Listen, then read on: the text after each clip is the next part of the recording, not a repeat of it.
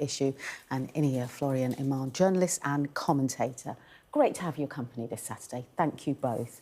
We'll kick off, Inia, with the paper because it's taking a look and dissecting the fallout from Andrew, his stripping of titles, his removal from the Royal Lodge. But they're reporting, the particular headline is that Andrew could actually own the Crown some money.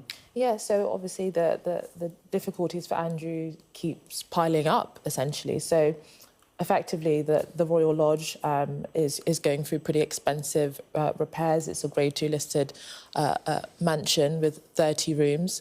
And according to the kind of lease agreement that Andrew has with the Crown Estate, as he's leaving, that if the costs for these repairs get too costly, then he may have to actually pay that to the tunes of several hundreds of thousands. And we have found out in reporting from other newspapers that obviously the King is expecting to give a payout to Andrew, but the costs of the repairs potentially could wipe out the payout. So it does seem like this is just, another challenge that Andrew now has to deal with. Obviously, very little sympathy for him, but it does seem like it is really mounting on him right now. I mean, Paul, through all of this, Andrew denying any of the allegations made against him, but the public perception of him particularly low.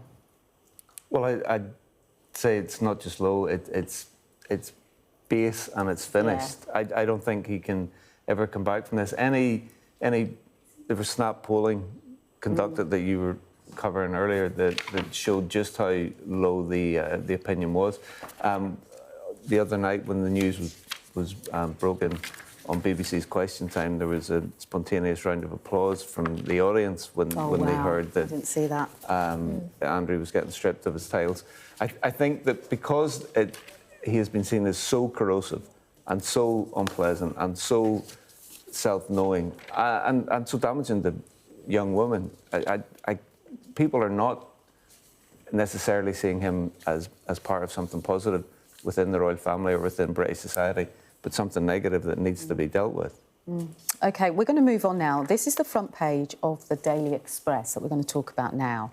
And it's that devastating story about gunner Jaisley Beck, who took her own life, sadly. This was after she had reported being the victim of abuse within the army. And now her mother is coming out saying, actually, what happened to my daughter, it really does question how safe the army is for women and girls. Yeah, I think it's an incredible front page, and clearly her mother, Leah McCready, is broken, and she's spoken about it in other interviews of how she's just trying to cope day by day. But she does look at what the army is doing to young recruits and to young women particularly, because Jaisley was just 19. She had reported what had happened to her.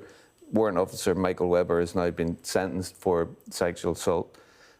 But it had happened again. And when Jaisley was so scared of what Webber was doing, she tried to get away from him and then went to sleep in her car. That's how terrified she was. Then it happened again. There was another officer who had sent hundreds of messages and there were unwanted advances. And she decided not to make any particular statement about that because she thought she wouldn't be listened to, which she's right, because the army tried to obfuscate and hide and make it something about paperwork. Webber wrote a letter of apology. So I think that this is, it's horrific what has happened. You wonder how many other young women, and they are so young going into the army, are facing this as well. There's talk in a couple of other reports about an independent commission that people can go to if they feel they're not being listened to, if they're victims of this sort of abuse. But I think this does not reflect well on an army that is facing a recruitment crisis, that needs numbers, but what is it doing for its young people? And this is what we're left with.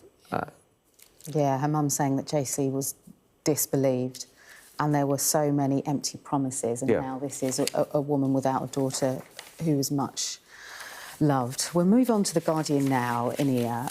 This is a really interesting story, but maybe not surprising, actually. Young Tories turn to reform in big numbers in terms of on campuses. Yeah, so what's this down to? Yeah, no, it's fascinating. Obviously, conservative societies on campus have been a staple for university life for a very long time, but now there's obviously a new kid on the block to the right of politics, and young people, of course, generally are quite interested in things that are challenging the mainstream and countercultural. But on top of that, Nigel Farage and the Reform Party have focused a lot on social media and how to engage young people. I think particularly on TikTok, he is the most followed politician in the UK. But not only that, even in this story, which is quite interesting, is that they have been providing opportunities for young people to attain pretty senior ranks. I think in the leader of one of the councils that they won in the recent local elections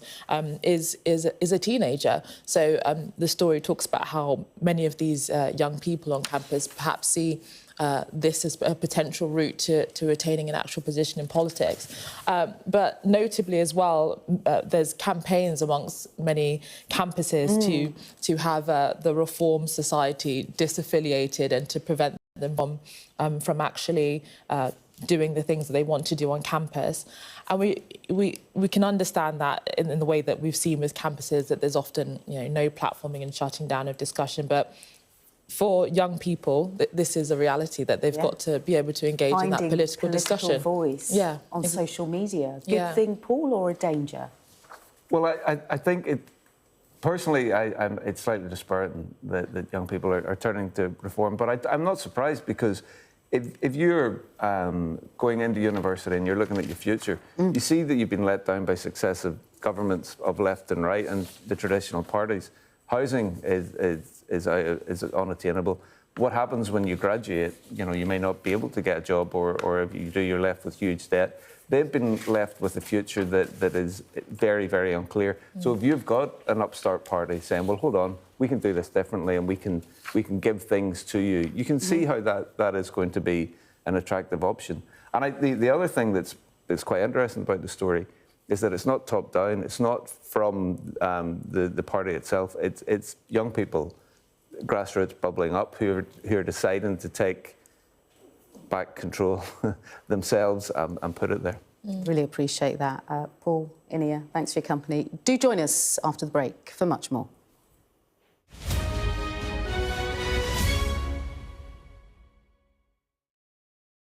What might happen if Russia attacked the UK?